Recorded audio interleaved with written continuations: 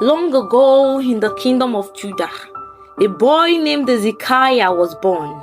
His father, King Ahaz, had led the people far away from the true ways, filling the temples with idols.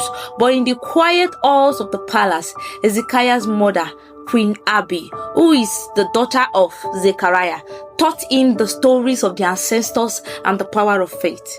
When Hezekiah was 25, he became king. His very first royal order was simple and brave.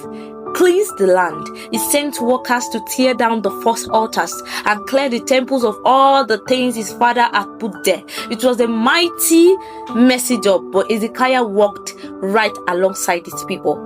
The kingdom found peace under his rule, but danger always awaits. Up north, the massive army of Assyria, led by the terrible General Ras, was marching. They had already swallowed up many lands, and now they stood outside the strong walls of Jerusalem. General Ras shouted cruel taunts at the people, boasting that their God could not save them any more than the gods of the other fallen cities. Hezekiah did not shout back.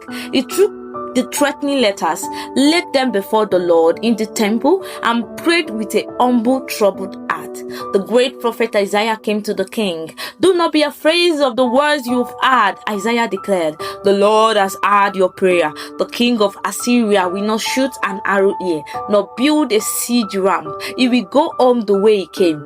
That very night, something miraculous happened. The Lord sent an angel who struck down the Assyrian army in their camp. In the morning, when the defenders looked out, the vast, terrifying army was gone. General Ras and the rest of the soldiers had fled back to Assyria. Jerusalem was safe.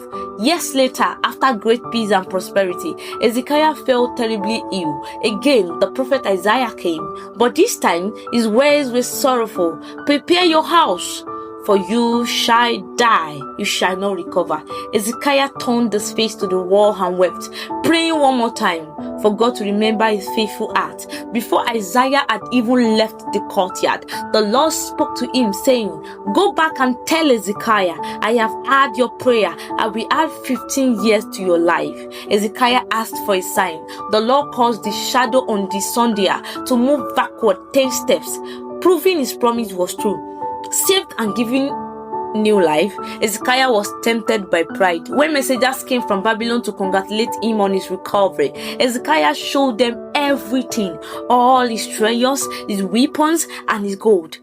Isaiah returned, warning the king that a time will come when all that wealth will be carried away to Babylon. Hezekiah received the warning with humility, accepting